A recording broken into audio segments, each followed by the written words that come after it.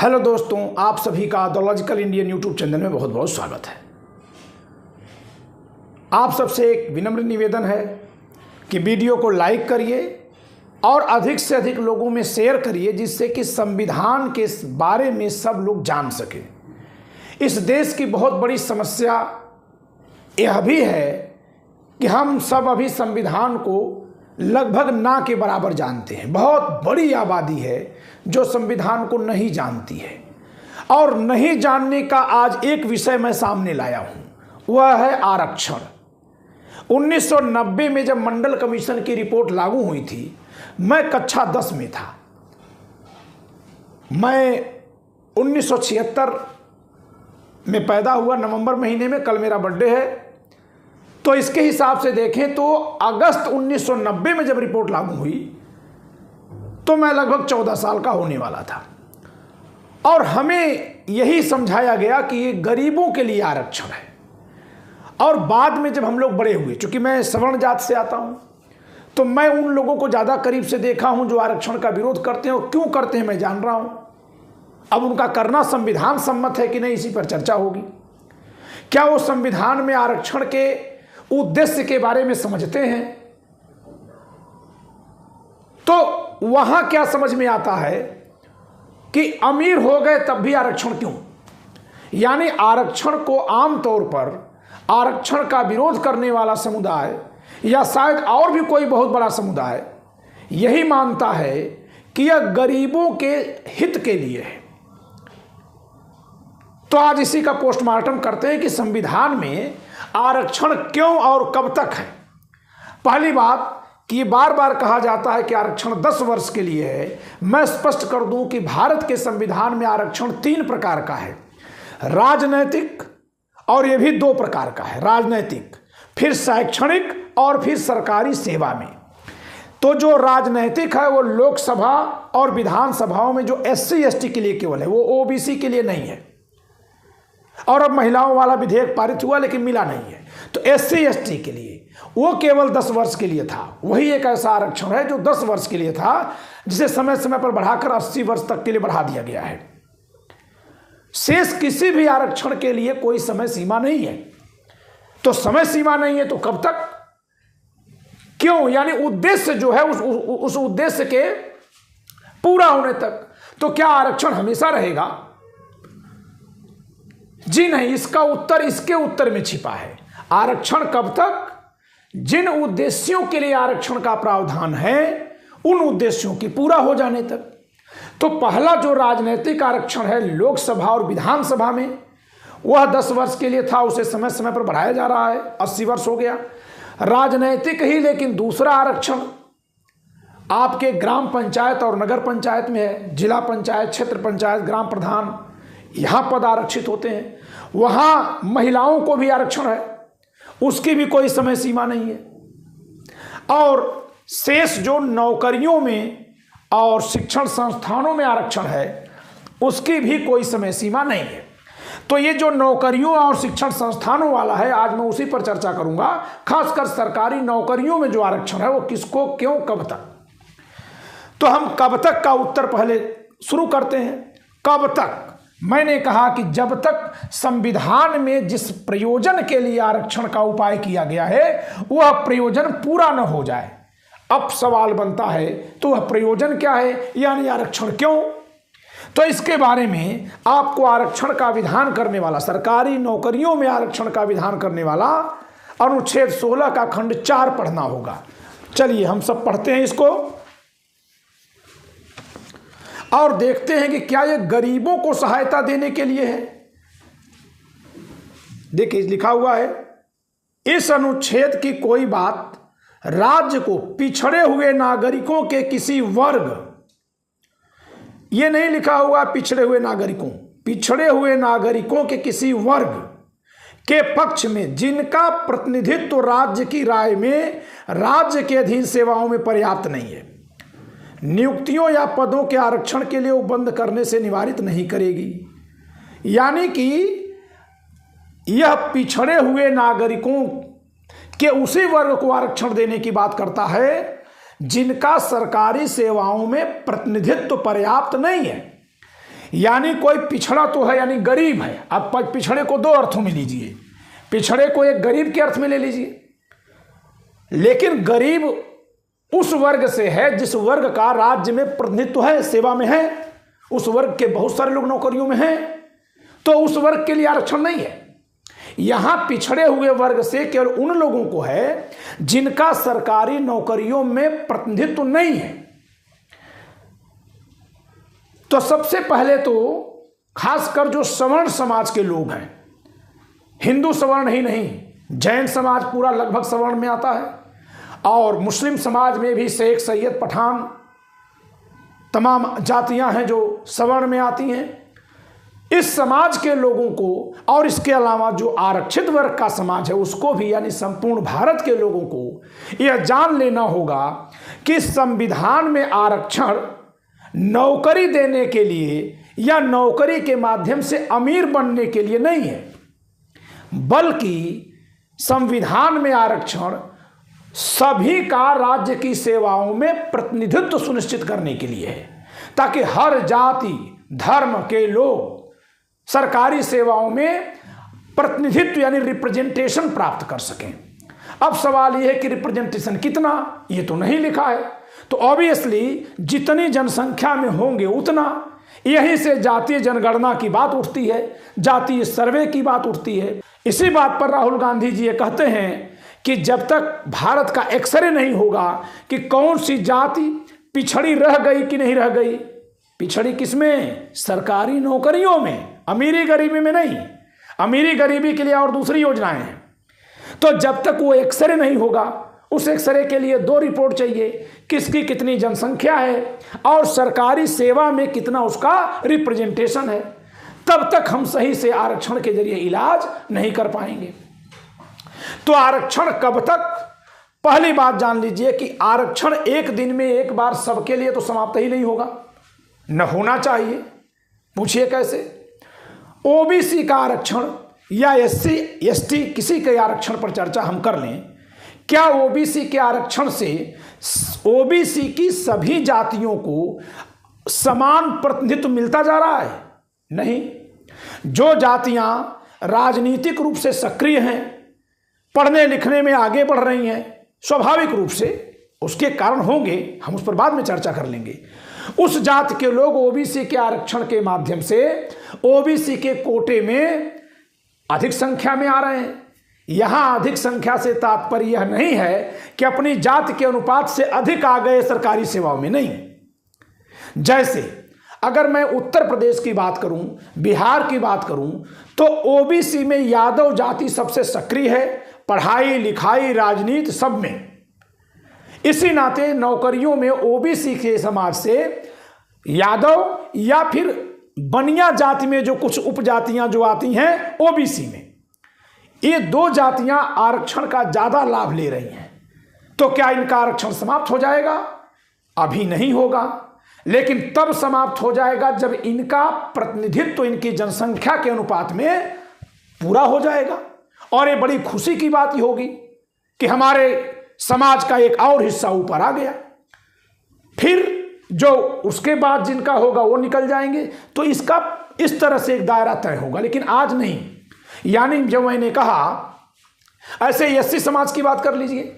SC समाज में अगर यूपी की बात करें तो जाटव समाज, जिसको हम चमार समाज कहते हैं, वो ज़्यादा सक्रिय है राजनीतिक रूप से, पढ़ाई लिखाई में भी। तो एससी समाज में ही वो आरक्षण का तुलनात्मक रूप से अन्य समाज के लोगों से ज़्यादा लाभ लेकर के सरकारी सेवाओं में आया है। लेकिन क्या वो अपनी जनसंख्या के अनुपात में प्रतिनिधित्व प्राप्त कर लिया है उस जाति के लोगों ने? अभी नहीं। इस नाते अभी भी उस जाति को आरक्षण मिलेगा, अभी भी यादव जाति को आरक्षण मिलेगा। कब इनका आरक्षण खत्म होगा? ध्यान दीजिए, इन जातियों को आरक्षण के दायरे से कब हम निकाल पाएंगे? और वाकई हर संविधान प्रेमी को इस दिन का इंतजार होना चाहिए कि इस वर्ग का प्रतिनिधित्व पर्याप्त हो जाए।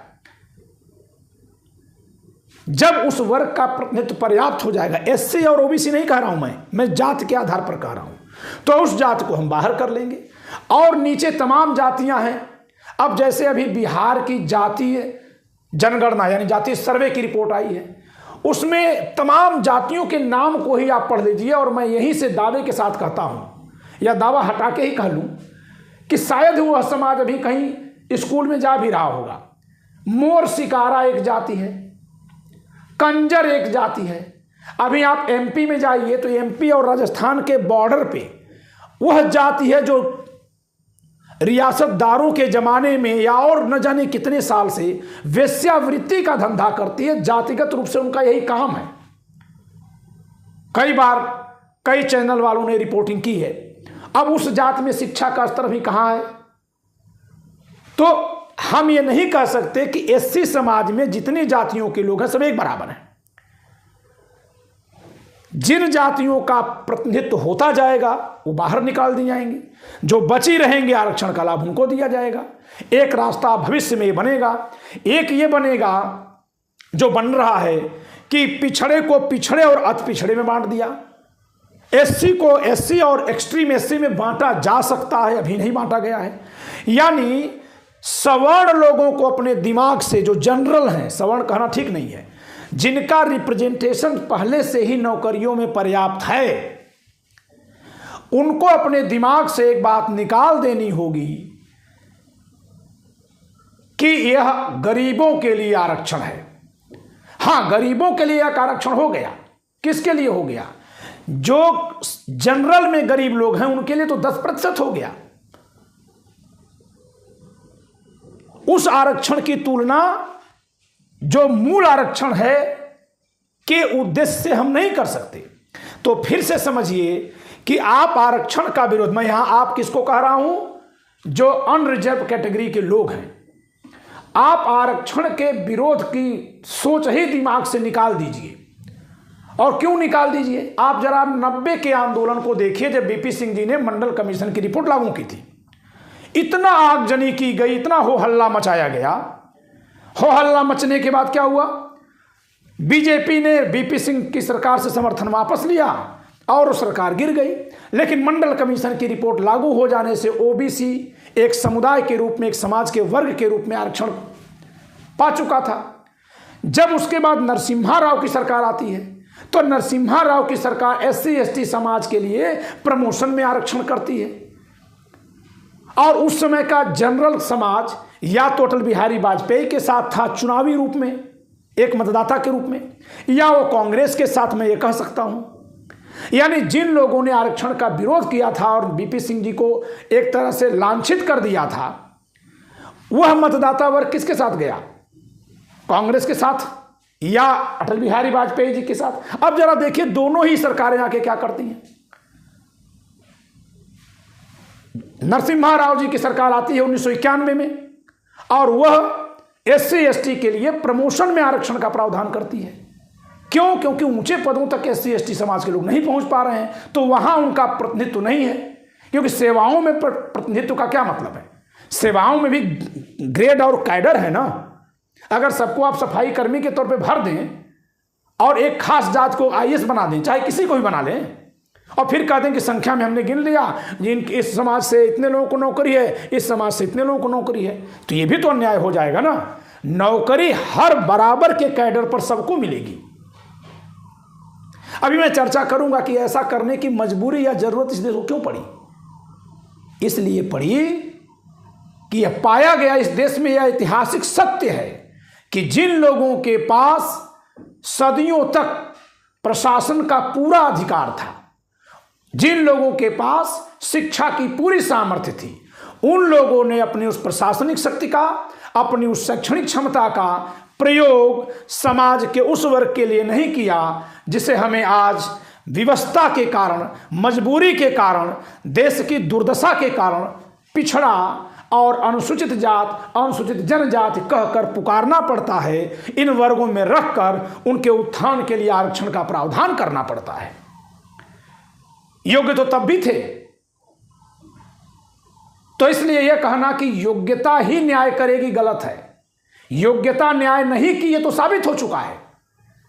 यह अलग बात है कि हर समाज में कुछ बहुत न्यायी लोग होते हैं, हर समाज में कुछ अन्यायी होंगे। लेकिन अगर एक मोटे तौर पर देखा जाए कि एक पूरा समाज ही अगर गर्त में चला गया और दूसरे समाज ने चिंता ही नहीं की, तो अब मैं फिर से कह रहा हूं कि इस नाते सवर्णों को अपने दिमाग से आरक्षण के विरोध की बात निकाल देनी चाहिए जनरलों को।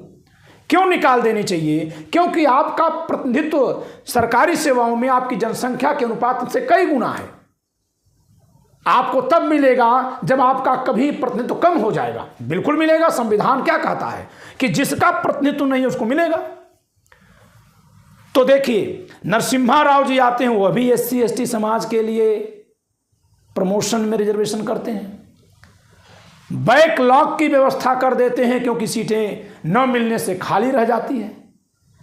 अटल बिहारी वाजपेयी जी आते हैं। ये दोनों सरकारें मैं इसलिए बता रहा हूं क्योंकि ये दोनों ही, प्रधानमंत्री भी एक ब्राह्मण और दूसरे भी ब्राह्मण, उसके पहले VP सिंह भी राजपूत, यानी ये तीनों ही प्रधानमंत्री सवर्ण समाज से हैं। और उसमें भी अटल बिहारी वाजपेयी और नरसिम्हा राव जी उस पार्टी से प्रधानमंत्री हैं जिधर लगभग जनरल का सपोर्ट रहा है। इसका मतलब ये मत निकालिएगा कि और समाज उनके साथ नहीं था, मैं ये नहीं कह रहा हूं। लेकिन आपने VP सिंह ने जब 90 में आरक्षण लागू किया और विरोध किया तो उस विरोध से मिला क्या? आपको भ्रमित किया गया। वो उनका हक था जिसको मिला था 90 में, थोड़ा पहले मिल जाना चाहिए था।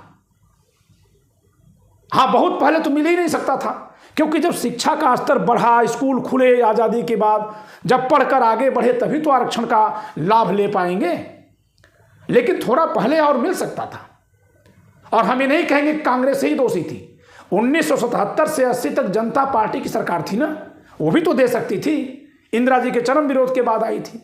तो हम उस पीछे के ऐतिहासिक झगड़ों में न जाएं, लेकिन जब भी वो मिला उसका स्वागत सबको करना चाहिए था क्योंकि संविधान में ये लिखा हुआ है और ये कुछ गलत नहीं है। सबका विकास होगा, सब लोग उठेंगे तभी सही रहेगा। जरा देखिए, अटल बिहारी वाजपेयी जी की सरकार आती है, वो SC ST समाज के प्रमोशन में सीनियरिटी का भी रिजर्वेशन जोड़ देते हैं। यह अलग बात है कि अभी व्यवहारिक रूप से SC ST के प्रमोशन और सीनियरिटी का आरक्षण लागू नहीं हो पाया है, जिसे एक संतुलित नियम बनाकर लागू किया जाना चाहिए। संतुलित नियम की बात मैं कर रहा हूं। पीछे एक बार लागू किया गया था तो उसमें एक बहुत बड़ी दिक्कत हो गई थी। कोई भी जो नीचे नियुक्त हुआ वो फौरन आगे जाकर के सीनियर बन गया। तो जब तक वो हमारा जूनियर है, मान लीजिए कि मैं जनरल हूं और मान लेते हैं कि आप SC कम्युनिटी से हैं, अब आप मेरे मातहत हैं, लेकिन मुझे ये पता है कि अगले 3 साल में आप मेरे बॉस होने वाले हैं, तो आप न तो मेरा कमांड मानेंगे आज और न मेरी हिम्मत पड़ेगी आपको कमांड कर पाने की, तो प्रशासन बिगड़ जाएगा। इस पर एक कोई संतुलनकारी नियम बना करके वो व्यवस्था बनाई जा सकती है। क्यों? क्योंकि प्रशासनिक संतुलन बनाना भी देश के लिए बहुत जरूरी होगा। आप अगर कैडर में ऊपर और नीचे रखें तो जिस समय कोई ऊपर और नीचे रहे उस समय तो बात माने ना, तो ऐसी एक व्यवस्था बनानी पड़ेगी। अगर वो बना लें तो आरक्षण को लागू किया जाना चाहिए और किया ही जाना चाहिए। तो कोई भी आरक्षण क्यों दिया गया, जब तक इसको नहीं जानेंगे तब तक ये नहीं जानेंगे कि कब तक रहेगा। अब मैं फिर से बता रहा हूं कि कब तक रहेगा, तो आरक्षण एक दिन में नहीं खत्म होने वाला है क्योंकि भारत के दशा, सामाजिक दशा जातियों में है, जो ऊपर से नीचे, नीचे से नीचे, उससे नीचे, उससे नीचे, उससे नीचे। क्या आप ये कह सकते हैं कि OBC की सभी जातियां एक बराबर हैं शैक्षणिक रूप से, राजनीतिक जागरूकता के रूप से? नहीं। तो जो शैक्षणिक रूप से और राजनीतिक जागरूकता के रूप से आगे हैं, जाहिर सी बात है उनका प्रतिनिधित्व जल्दी पूरा हो जाएगा। ये बड़ी अच्छी बात है। तो फिर वो जब उनका रिप्रेजेंटेशन पूरा हो जाएगा, हर समय जाति सर्वे होना चाहिए। जब उनका पूरा हो जाएगा उनको जनरल में कर लिया जाएगा, उनके नीचे वाले बचे रहेंगे, उनको फिर उसमें लाया जाएगा। तो आरक्षण का विरोध कभी करना ही नहीं है, बस ये देखना है कि जिसका प्रतिनिधित्व पर्याप्त नहीं है उसी को मिले, और प्रतिनिधित्व पर्याप्त होने के बाद फिर उसे भी उस ग्रुप से बाहर किया जाए, और जिनका प्रतिनिधित्व पर्याप्त नहीं है उनको आने का मौका दिया जाए। वो जैसे हम लोग खेतों में पानी देते हैं, तो एक खेत में पानी दे रहे हैं, अब उस खेत में भी कुछ ऊपर नीचे जमीन है, तो क्या करते हैं, वहां मेड़ बनाते हैं जिससे कि नीचे पानी न चला जाए, ऊपर भी जाए। ऐसे ही सामाजिक न्याय के लिए भी जितना ऊपर नीचे की खाई है, क्योंकि हमारा समाज केवल 3 ही 4 वर्गों में नहीं है। अगर हम शैक्षणिक जागरूकता के आधार पर देखें तो न जाने कितने वर्गों में है। तो एक समय पर जब सभी वर्गों के प्रतिनिधित्व हो जाएंगे तब जाके संविधान से आरक्षण खत्म होगा। मेरी समझ से चाहे भारत कितना भी तेज चलेगा, 100 साल से पहले तो ये खत्म होने लायक नहीं है। जो गति मैं इसकी देख रहा हूं और जितनी ज्यादा विषमता मैं देख रहा हूं, हाँ, जिस जाति का पर्याप्त प्रतिनिधित्व हो जाए, उस जाति के लोगों को से सभी जातियों के साथ मिलकर एक राष्ट्रीय उत्सव मनाना चाहिए कि अब इस जाति का प्रतिनिधित्व पर्याप्त हो गया, हमने संविधान का इस जाति के लिए लक्ष्य हासिल कर लिया। और जो पहले से अनरिजर्व लोग हैं, यानी जिनका प्रतिनिधित्व अपने जनसंख्या के अनुपात से पहले से ही ज्यादा है, उन्हें सीट थोड़ी सड़क के खाली करनी होगी कि हाँ ठीक है आप आइए। और आप रोजगार के दूसरे विकल्प तलाशिए, नौकरियों में थोड़ी रोजगार है, नौकरियां में सबको क्यों रखा जा रहा है? ताकि लोग प्रशासनिक क्षमता का दुरुपयोग अपने अपने जातियों के पक्ष में और दूसरे के खिलाफ करना रोक दें। ये जो हो रहा है वो न हो। हाँ, इसकी भी आगे चलकर एक चुनौती आएगी कि जिन जातियों की जनसंख्या ही अगर अधिक हो किसी एक जाति की, लेकिन जब अन्य सभी जातियों के होंगे तो उस पर नियंत्रित हो जाएगा। और मेरा अपना मानना है कि जब भारत के सभी लोग धीरे धीरे आगे बढ़ेंगे तो आपस में जो भेदभाव की मानसिकता है वो कम हो जाएगी। शेष व्यक्ति विशेष के अंदर कैसी दूषित मानसिकता है या न्याय से पूरित मानसिकता है, यह तो उस व्यक्ति पर निर्भर करेगा। तो उम्मीद करता हूं कि भारत के संविधान में नौकरियों के लिए जो आरक्षण का उपाय किया गया है वह क्यों किया गया है आप समझे होंगे। यह इसलिए किया गया है ताकि उस आबादी का प्रतिनिधित्व पर्याप्त हो जाए, लेकिन फिर भी कहीं बहुत अमीर और सक्षम लोग ही लाभ न लेते रहें, इस नाते क्रीमी लेयर का भी बैरियर लगा दिया गया है। और कब तक रहेगा? जब तक वह उद्देश्य अलग अलग वर्गों और जातियों के संदर्भ में पूरा नहीं हो जाएगा, तब तक उन जातियों और वर्गों के लिए आरक्षण का प्रावधान लागू होता रहेगा। एक और बात भी हमने समझी कि आरक्षण का सही लाभ देश को देने के लिए और जातियों और समाजों की सही स्थिति का आकलन करने के लिए बिहार की तर्ज पर पूरे भारत में जातीय जनगणना के आंकड़े होने चाहिए और जारी होने चाहिए। जो है उसको मानने देखने में बुराई क्या है? और सब लोग मिल करके, मैं जनरल लोगों से कहूंगा कि आप नेतृत्व करिए ओपीएस की, ओल्ड पेंशन स्कीम की। पुरानी पेंशन क्यों नहीं लागू हो रही है? सरकार सारे पैसे जो है पूंजीपतियों को दे सकती है, अपने ही कर्मचारियों को क्यों नहीं? आप कल्पना करिए कि जिस समय पहली सरकार भारत की बनी थी, टैक्स पेयर की संख्या कितनी कम थी, सारे बांध भी बनवाए गए, बहुत सारी सड़कें भी बनवाई गई, कुछ नहीं था, इतने सारे शिक्षण संस्थान खोले गए और सभी भर्तियां जो है पूरी नौकरी के रूप में हुई, कोई संविदा पर नहीं हुई और सबको पेंशन दिया गया। आज वही पेंशन पाने वाले या उनके बच्चे पहली सरकार को गाली दे रहे हैं। ये बड़ा दुर्भाग्यपूर्ण, बिना समझे कि उसे क्या लाभ मिला। तो जो मैं तो कहूंगा कि जनरल समाज के लोग 3 चीजों के लिए नेतृत्व करें समाज का। वैसे तो सब लोग करें, लेकिन इनके पास ज्यादा इसका दायित्व होना चाहिए। एक तो ओल्ड पेंशन स्कीम का, दूसरा संविदा पर सरकारी नौकरियों की जो भर्ती की जा रही है, जो सरकार अब तो प्रोफेसर संविदा पे हो रहे हैं, बंद कराइए इसको, ये तमाशा बंद होना चाहिए। और तीसरा कि जो धड़ल्ले से सरकारी उन कंपनियों का प्राइवेटाइजेशन हो रहा है जो लाभ में है या जिनको लाभ में लाया जा सकता है, इनको रोकने का। अपने आप नौकरियों की संख्या बढ़ जाएगी, अनुपात में सबको नौकरियां मिलने लगेंगी और चाहे कितनी भी अधिक नौकरियां निकाली जाएंगी, सारे लोग तो नौकरी नहीं पा जाएंगे ना। कल्पना करिए कि सारे SC ST OBC सबको आप बंद कर दीजिए एग्जाम में बैठने के लिए, नहीं बैठेंगे, नहीं एग्जाम देंगे, तो अभी क्या जनरल सारे लोग नौकरी में आ जाएंगे? नहीं आएंगे। तो जो नहीं आ रहा वो जीविका के कौन साधन में है? मैं नौकरी में नहीं हूं तो मैं कैसे जिंदा हूं? तो ये केवल राजनीतिक कुटिलता वाले लोग फैला रहे हैं दिमाग में कि इस संविधान में नौकरी नहीं मिलेगी हमको, ये हमारे खिलाफ है। ऐसा कोई खिलाफ नहीं है। मीडिया तो प्राइवेट है, सरकार बना बिगाड़ दे रहा है, अन्ना आंदोलन को फर्जी खड़ा कर दिया, सरकारों की फर्जी प्रशंसा कर दे रहा है, असली मुद्दे दबा दे रहा है, तो सरकारों से बड़ा हो गया है। मैं नहीं कह रहा हूं कि लोग इस तरह से कोई अपवित्र क्षेत्र खोल दें या किसी क्षेत्र का दूषित प्रयोग करें, लेकिन कोई भी क्षेत्र खोल करके देश का सहयोग किया जा सकता है, देश में योगदान किया जा सकता है। तो आज के लिए इतना ही, धन्यवाद।